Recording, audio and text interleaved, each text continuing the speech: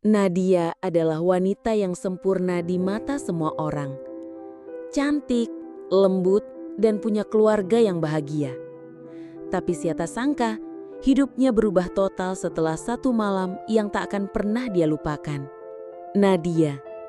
Nama itu sering disebut-sebut oleh para tetangga dengan nada kagum. Kadang juga dengan sedikit iri.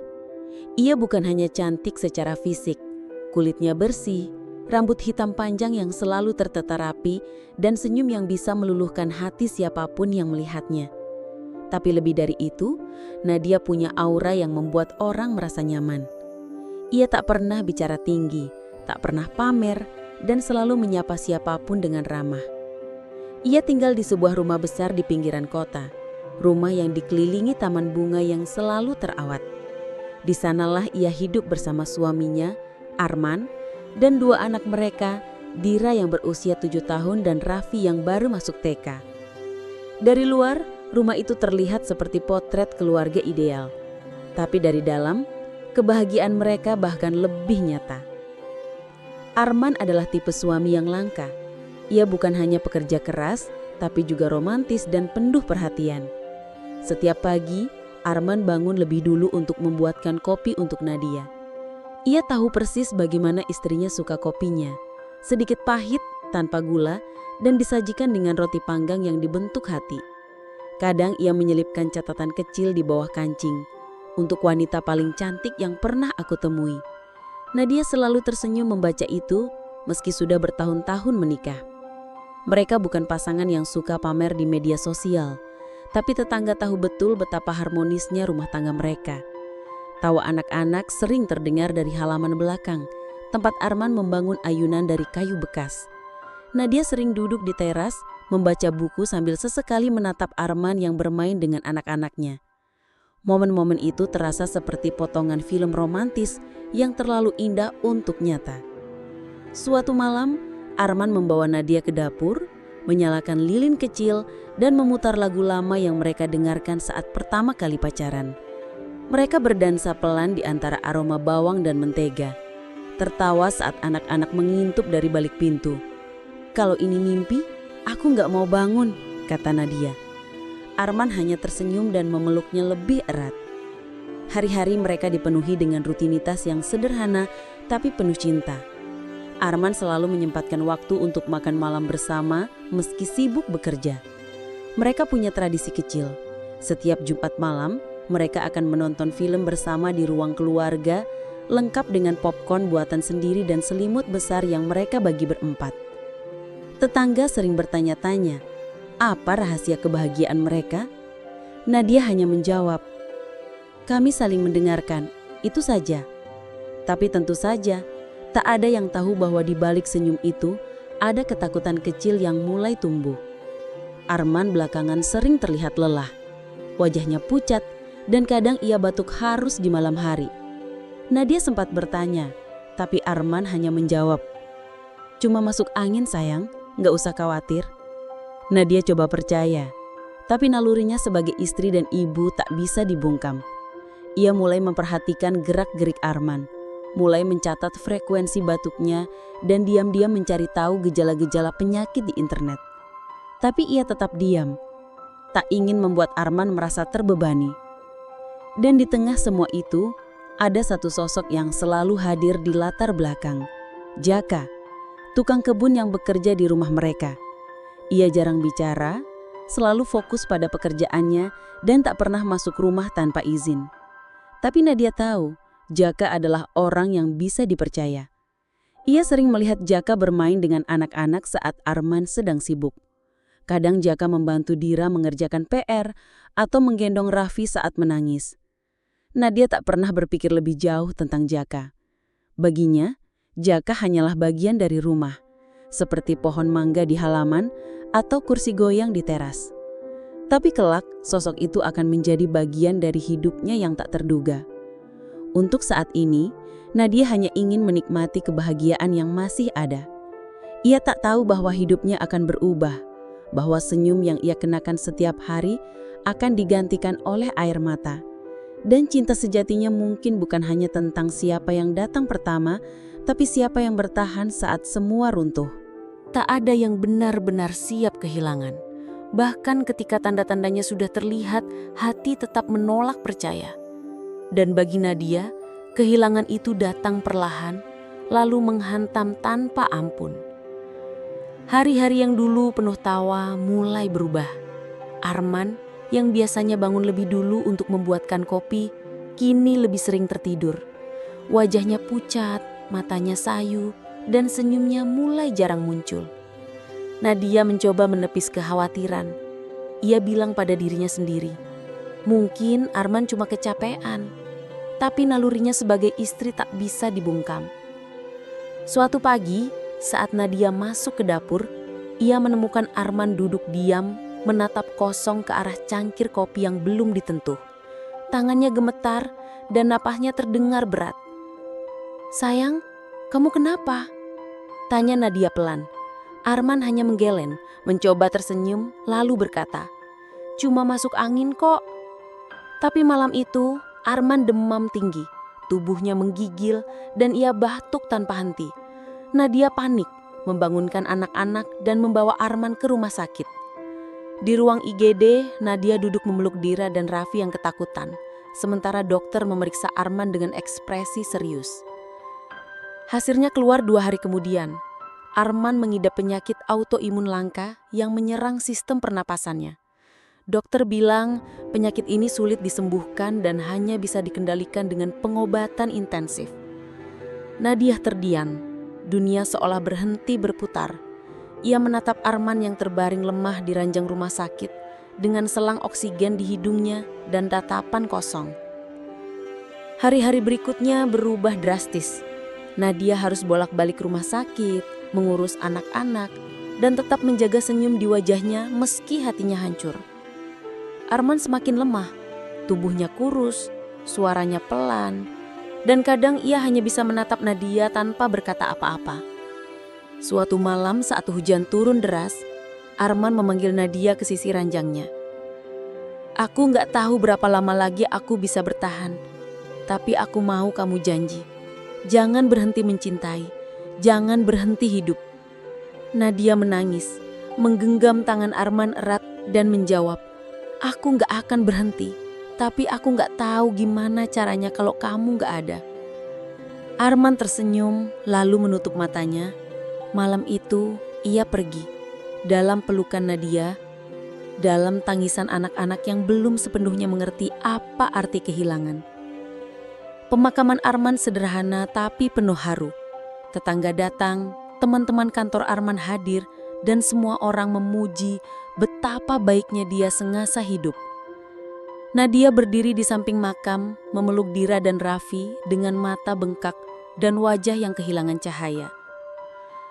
Rumah yang dulu penuh tawa, kini sunyi. Nadia sering duduk di teras, menatap ayunan yang tak lagi bergerak. Dira dan Raffi mulai bertanya, "Mama, Papa kemana?" Nadia menjawab dengan suara bergetar, "Papa sekarang jadi bintang, dia lihat kita dari langit." Dan malam-malam Nadia dipenuhi tangisan diam. Ia tak ingin anak-anak melihatnya rapuh, tapi di dalam kamar ia menangis sepuasnya. Ia memeluk bantal Arman, mencium sisa aroma tubuhnya, dan berbisik, "Aku kangen." Dan di tengah kesedihan itu, ada satu sosok yang diam-diam hadir. Jaka, tukang kebun yang selama ini hanya jadi latar belakang hidup Nadia, mulai menunjukkan perhatian kecil.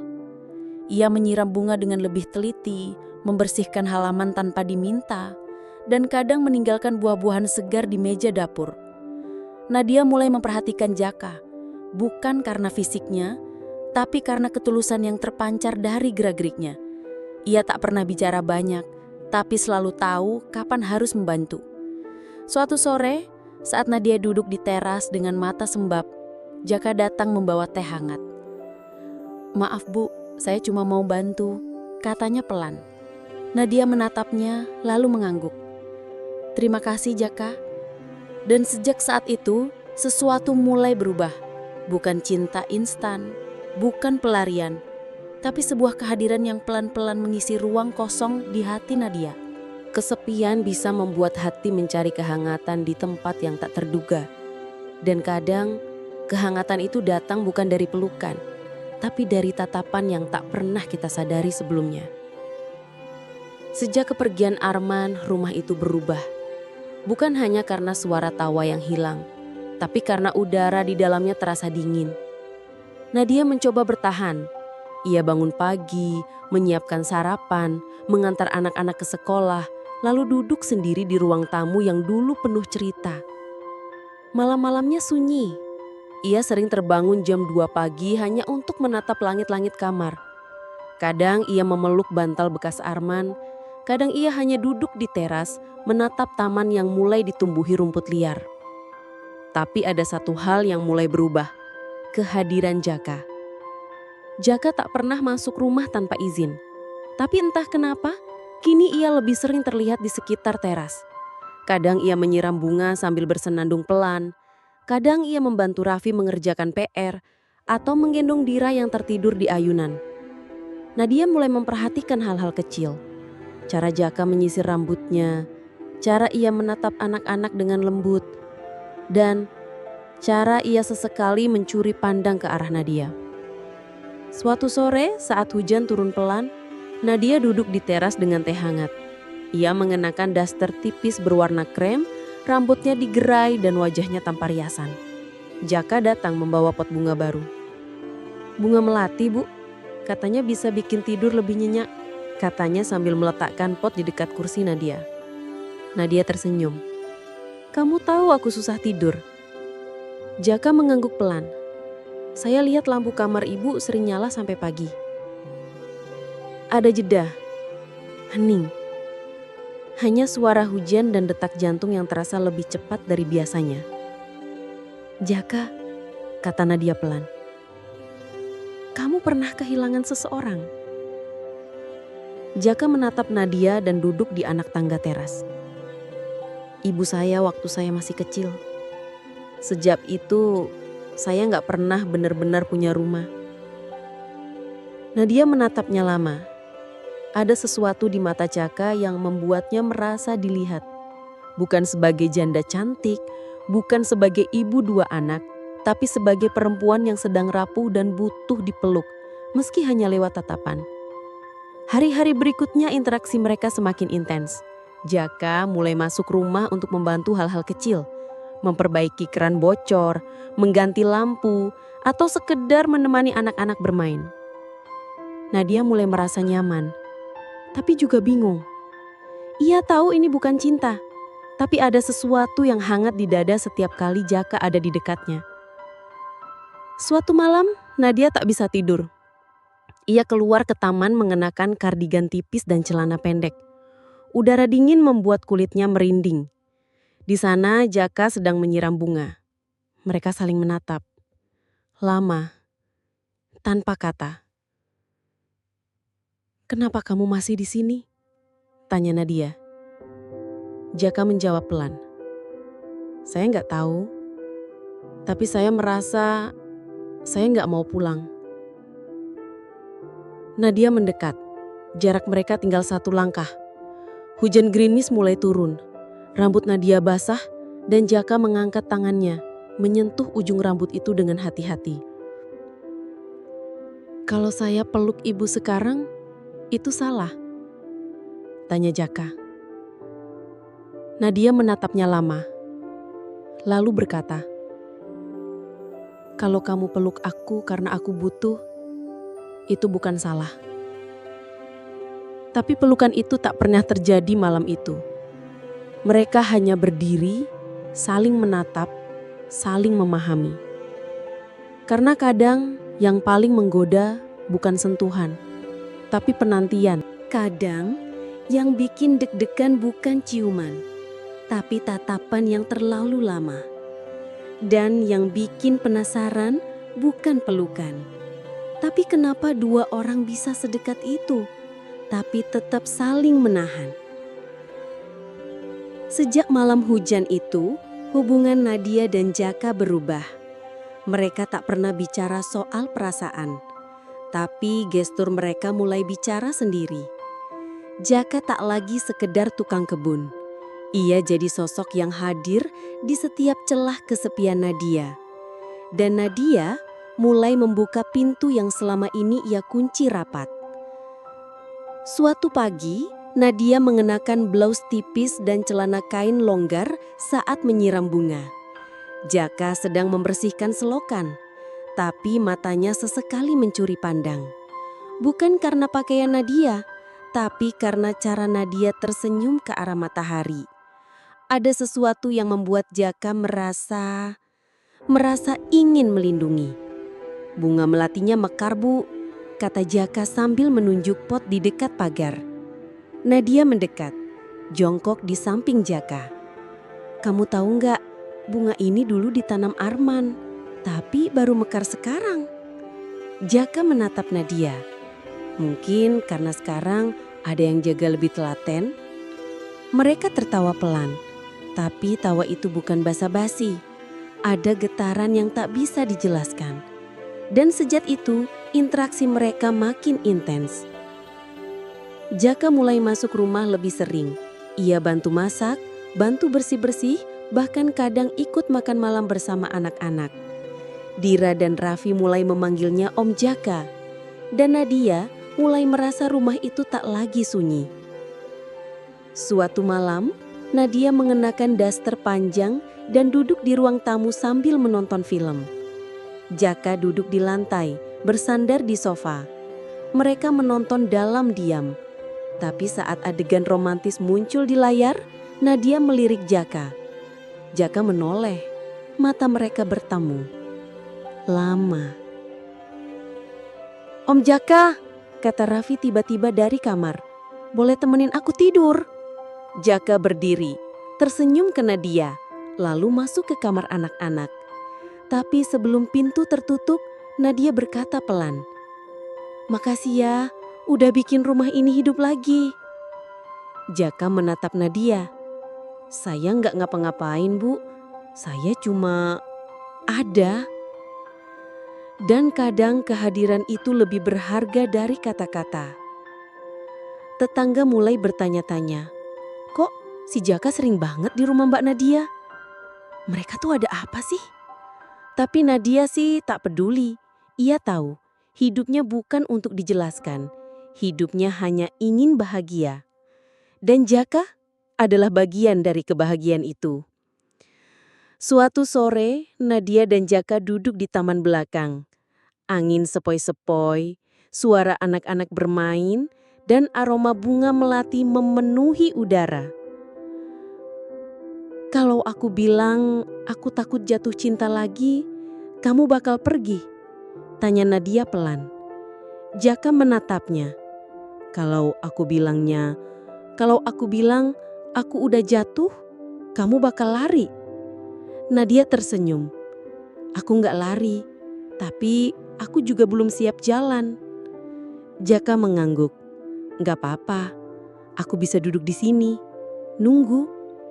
Dan mereka duduk, tanpa pelukan, tanpa ciuman, tapi dengan jarak yang makin lama, makin tipis. Cinta sejati kadang datang dari tempat yang tak terduga. Tapi yang lebih mengejutkan adalah keberanian untuk memilihnya meski dunia tak setuju. Hubungan Nadia dan Jaka tak lagi bisa disembunyikan. Tetangga mulai berbisik, grup WhatsApp RT mulai ramai. Ada yang mendukung, ada yang mencibir. "Janda cantik kok sama tukang kebun, nggak malu apa?" Tapi Nadia tak lagi hidup untuk validasi orang lain. Ia tahu hatinya sudah memilih. Suatu pagi Nadia duduk di meja makan bersama anak-anak dan Jaka. Dira menggambar keluarga baru mereka, ada mama, kakak, adik, dan Om Jaka. Raffi menambahkan pelangi di atas rumah. Nadia menatap gambar itu lama, lalu menatap Jaka. "Kamu siap jadi bagian dari ini?" tanya Nadia pelan. Jaka mengangguk. "Kalau ibu izinkan, saya mau jadi ayah buat mereka dan jadi teman hidup buat ibu." Pernikahan mereka sederhana, di halaman rumah, di bawah pohon mangga yang dulu ditanam Arman. Hanya dihadiri keluarga dekat dan beberapa tetangga yang benar-benar peduli. Nadia mengenakan kebaya putih sederhana, rambutnya disanggun rapi. Jaka mengenakan batik abu-abu, wajahnya tegang tapi bahagia. Saat ijab kabul selesai, Dira berteriak, "Yeay, sekarang Om Jaka jadi papa." Semua tertawa, bahkan tetangga yang tadinya sinis mulai tersenyum melihat kebahagiaan yang tulus terpancar dari keluarga kecil itu. Malam itu, Nadia dan Jaka duduk di teras. Angin malam sejuk, suara jangkrik mengisi udara. Nadia mengenakan selimut tipis, bersandar di bahu Jaka. "Malam pertama kita nggak kayak yang orang bayangkan ya," kata Nadia sambil tertawa kecil. Jaka tersenyum. "Malam pertama kita bukan soal ranjang, tapi soal keberanian." Nadia menatap langit. "Aku nggak nyangka aku bisa bahagia lagi." Jaka menggenggam tangan Nadia. "Karena ibu berani membuka hati." Penutup, akhir yang bahagia. Cinta bukan soal siapa yang paling sempurna, tapi siapa yang berani hadir saat semua orang pergi. Rumah itu kembali hidup, taman kembali berbunga, ayunan kembali bergerak, dan di dalamnya ada keluarga yang tak biasa, tapi luar biasa. Nadia tak lagi menangis di malam hari. Ia tertawa bersama anak-anak, memasak bersama Jaka, dan menulis jurnal kecil tentang perjalanan hidupnya. Ia tahu Arman akan selalu jadi bagian dari hatinya. Tapi ia juga tahu hidup harus terus berjalan. Dan Jaka bukan hanya tukang kebun, ia adalah akar baru yang membuat Nadia tumbuh kembali. Cerita ini bukan tentang skandal, bukan tentang status, tapi tentang keberanian mencintai meski dunia berkata tidak.